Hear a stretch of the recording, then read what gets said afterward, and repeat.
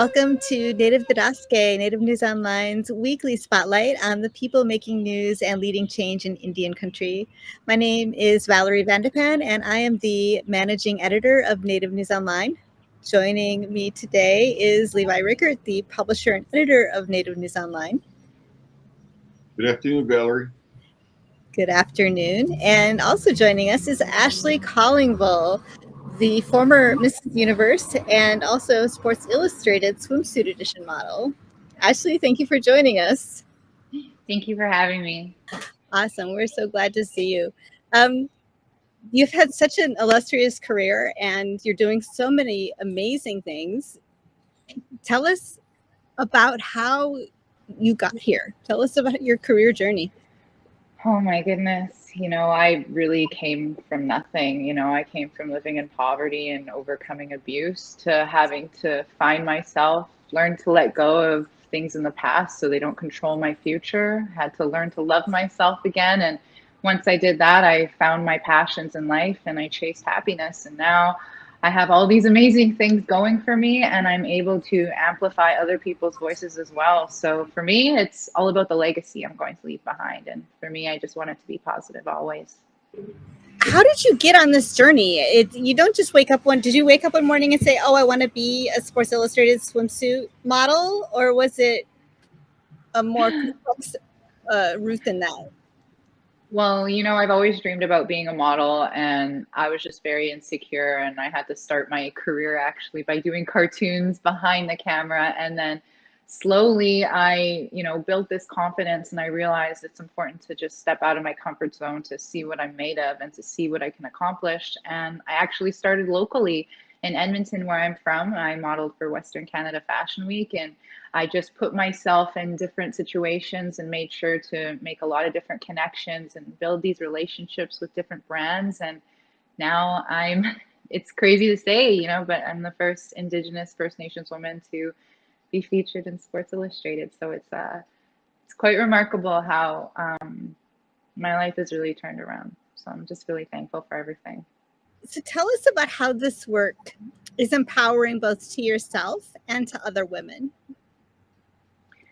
To me, everything that I do, regardless if it's being an ambassador for an organization or being a motivational speaker or a model, to me, it's all about whose voice I'm going to amplify, like who am I going to uplift? And, like I said before, what kind of legacy am I leaving behind? Because for me, yes, I may be the first in different situations, but it's so important that I'm not the last. That's the most important thing to me, is that I am opening the door for other Indigenous people to follow through. And I want this to always be a comfortable and confident space for them to be in. So it's exciting what I'm doing and where it's taking me.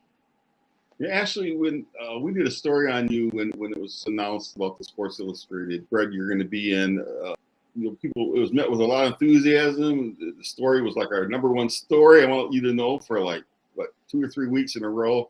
But Jenna Kuntz, our reporter, asked some questions, and I thought it was really well done.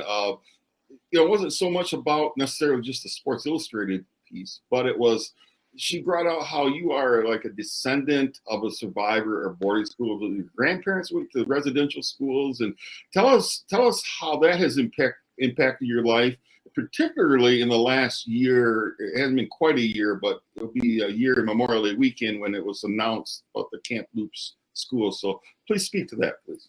Yeah, both my grandparents are residential school survivors. So, my grandmother was able to talk about it, but my grandfather, he can't. So when it came on the news about the graves that they found, it was really hard for him to see it on TV. It was really hard because everything was just coming back to him. So it's been a really heavy time, but it's about time people see the truth and see what we've actually been through and what these children and these survivors are dealing with. And, it's sad that it took so long, but now I'm hoping that we move forward in a healthy and positive way together, because this is something that's really hard to overcome.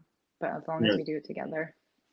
Yeah, and I what I really liked about that aspect of that article is that it really showed the human side to who you are as an Indigenous woman. And so many of our people have been impacted. I know I talked to a counselor last summer, and he told me, he said, I'm not sure it's not one Native person has not been impacted by their here we call them boarding schools here in the United States, but up there you call them residential schools. So I just want to say that I really appreciate your willingness to talk about it. It's a very sensitive subject, and I love your attitude about how we have to overcome these things. And maybe this is the generation that can really bring about some healing as a result of the scar, or the scab, as I call it, that was removed last summer.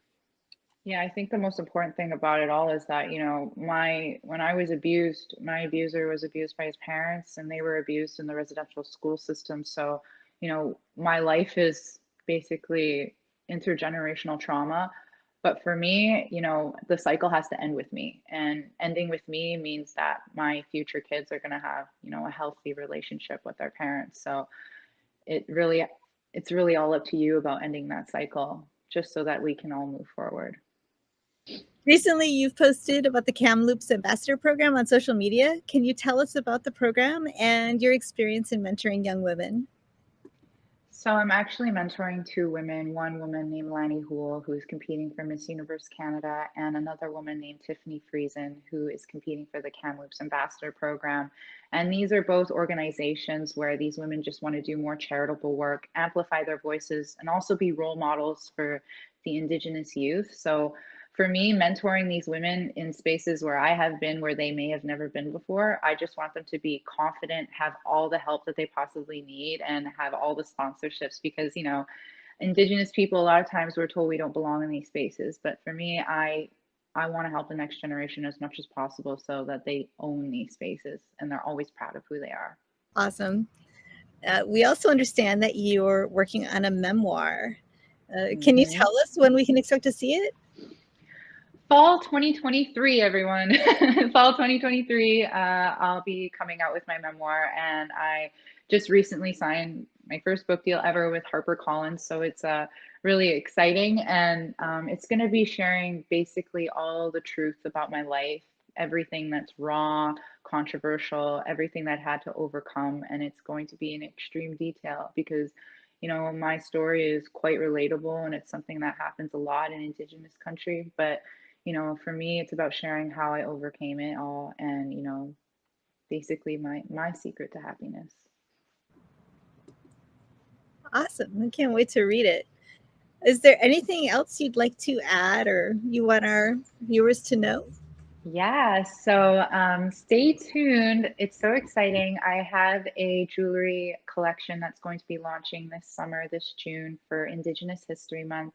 And funds are going to be going back to Indigenous programs. So stay tuned when I make that announcement. And in the fall, there will be the first official Ashley Callingbull jewelry collection. And funds will be going back to the Native Women's Association of Canada. And these funds will be going back to Indigenous women's programming. So that's something really exciting. And I just can't wait to share it because it's something that I've been working on, and just what it's going to do for others. It just makes me really happy. Ashley, I saw a post, I think this week, you are going to host a comedy jam, Native American. Tell us about that. That's exciting. Everyone, I am the host. I am not doing stand-up, okay? Everyone's asking. So, but if I need to throw out some resi jokes here and there, I'll do that. I'll do it for the aunties and uncles. But yeah, I'm pumped, because it feels good to be traveling again and also just be around, other Indigenous folks and have that humor, right? I feel like especially during a time where it's COVID, we've all been locked up for so long. Now it's just a good time to laugh and be together and celebrate. So I'm really pumped for the Native American Comedy Jam. I got 3 hosting gigs with them this summer, so I might have some good jokes by the end of the summer. We'll see. Well, make sure you pass on the flyer, or I guess I could find it, but we'd like to post it so people, if they're close by, can come visit you and see you in action, see you hosting, not making jokes. So yes, hosting. Awesome. Well, thank you so much for joining us today. And thank you to everyone who is checking us out on YouTube and Facebook and Twitter. Be sure to join us next week for another episode of Native Bidaské. Chimigwich Ahiyet. you.